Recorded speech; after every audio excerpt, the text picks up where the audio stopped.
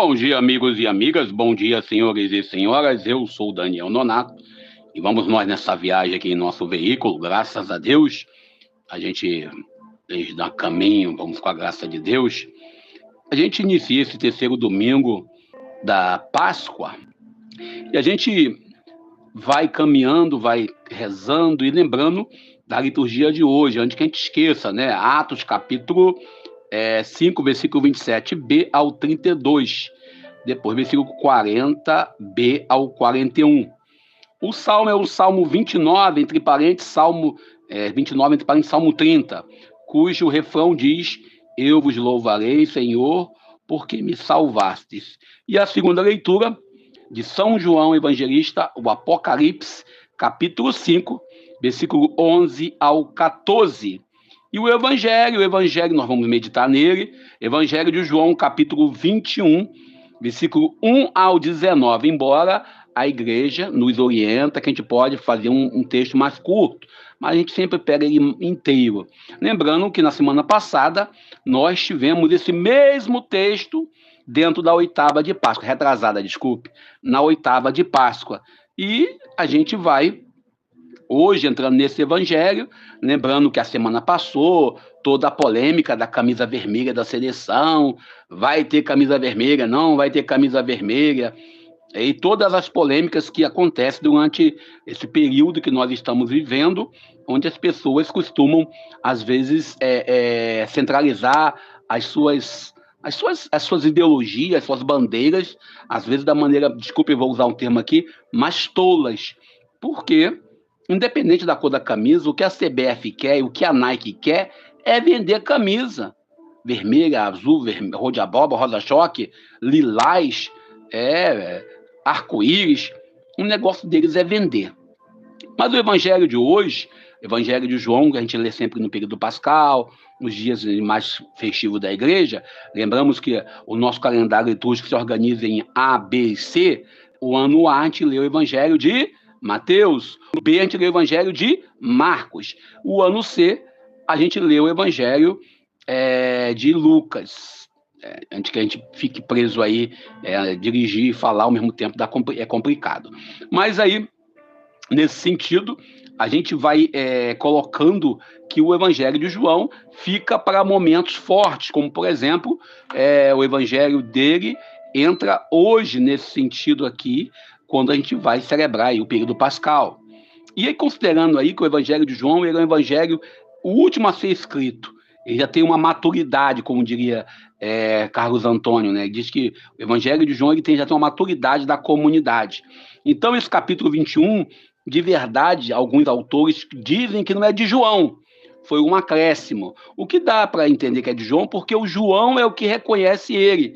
E aqui, neste evangelho, a gente divide ele em duas partes, do versículo 1 ao versículo 14 do capítulo 21, depois do capítulo 21, versículos do 15, né, ao 19.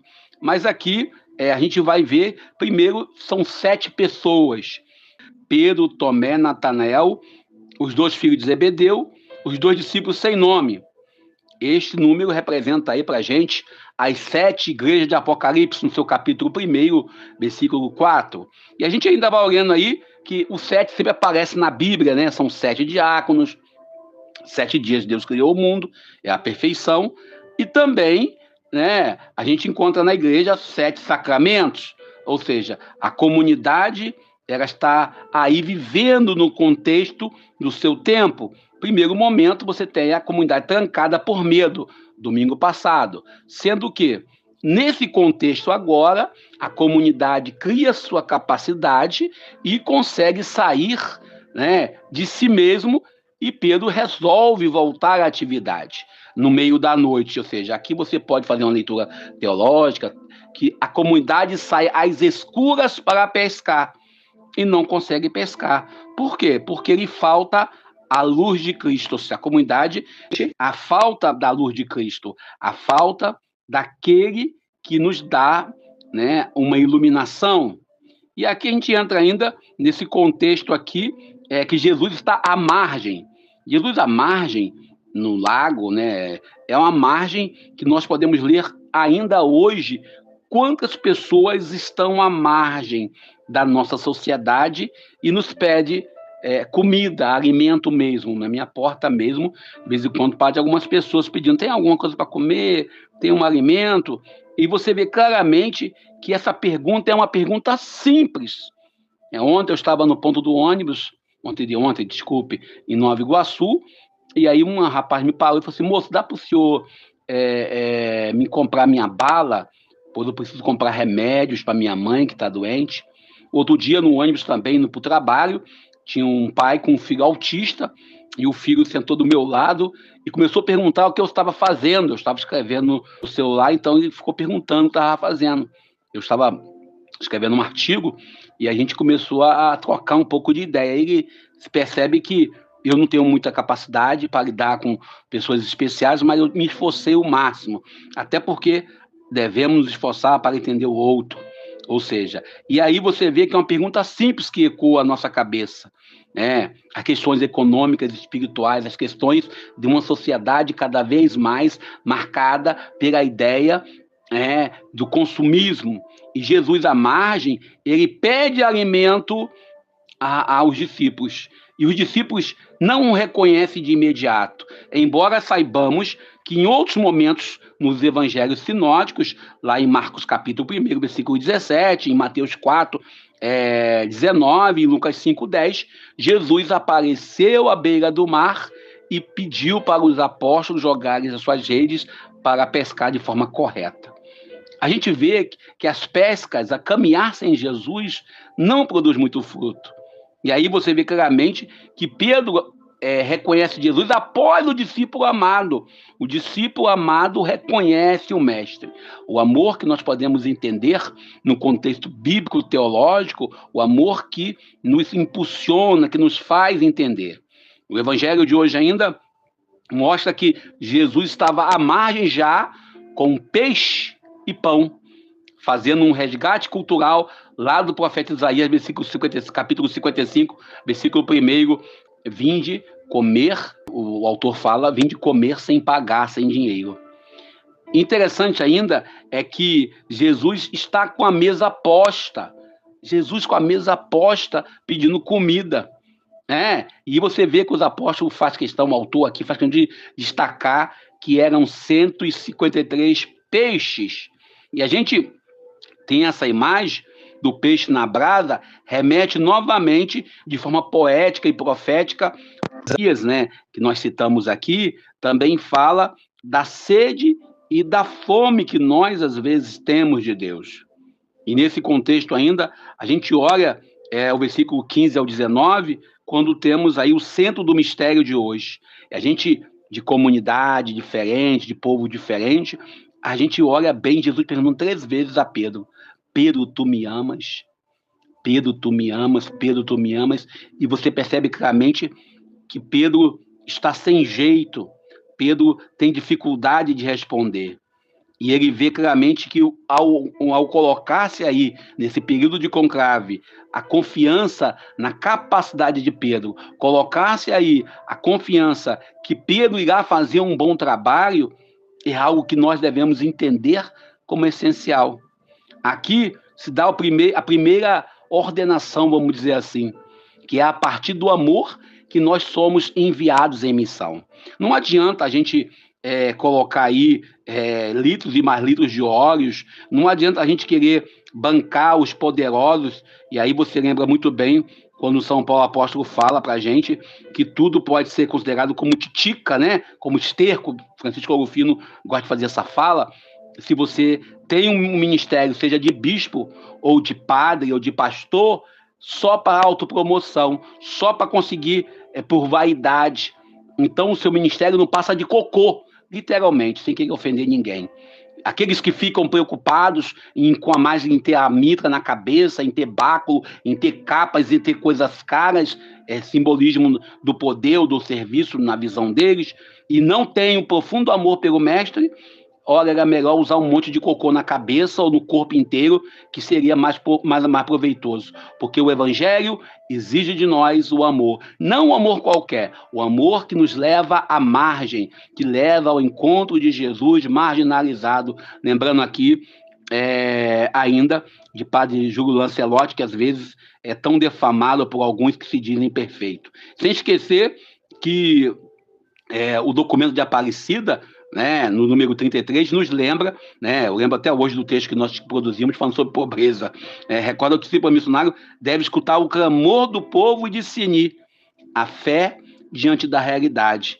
Esse discernimento envolve, sobretudo, a necessidade de compreender um povo que vive em nossa volta. Por isso, quando falamos em amor, quando falamos que, não, porque eu amo, o amor exige de nós uma resposta ampla, pessoal, comunitária. E a pergunta hoje para nós, para você, para mim, para todos nós, se Jesus hoje vier perguntar para você, fulano, Pedro, Antônio, João, Manuel, Maria, Raimunda, falasse o seu nome e perguntasse, você me amas? Certamente você vai dizer, eu te amo, mas a resposta não tem que ser dada com os lábios. Te lembra lá do profeta Isaías, quando fala que os lábios não são sua resposta. Lembramos também de São Francisco de Assis, quando fala para pregar, se preciso for com palavras, mas com nossa atitude. A nossa resposta a Jesus, ela tem que partir não da boca, mas do coração, de uma atitude coerente com a nossa vida. E olhando ao que o Papa Francisco sempre nos ensinou,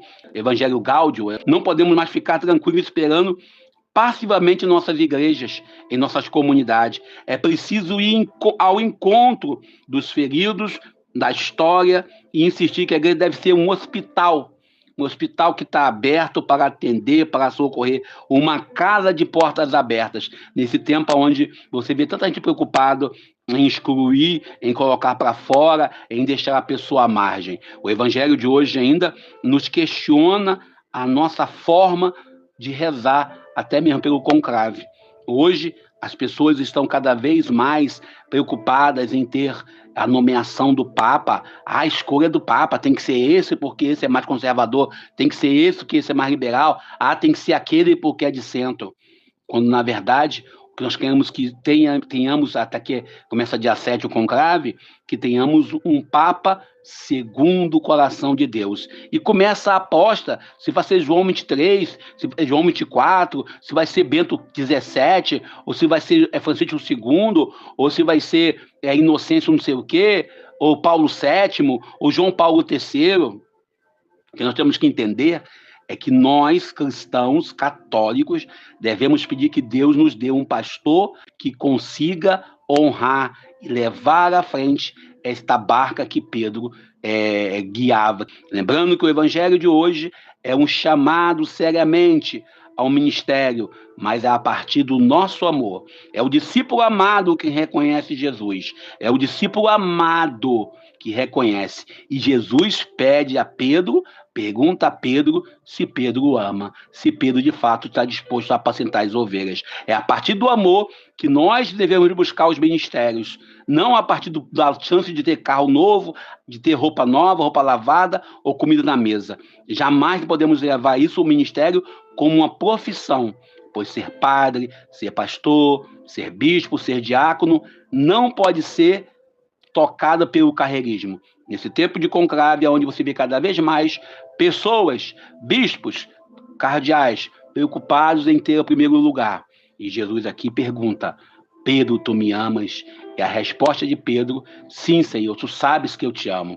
E Deus sabe o quanto nós amamos. Deus conhece o coração de cada um que nos vê, que nos escuta aqui na rede social. Agradeço a cada um pela presença, pelo carinho. Lembrando, deixa o seu like, seu comentário.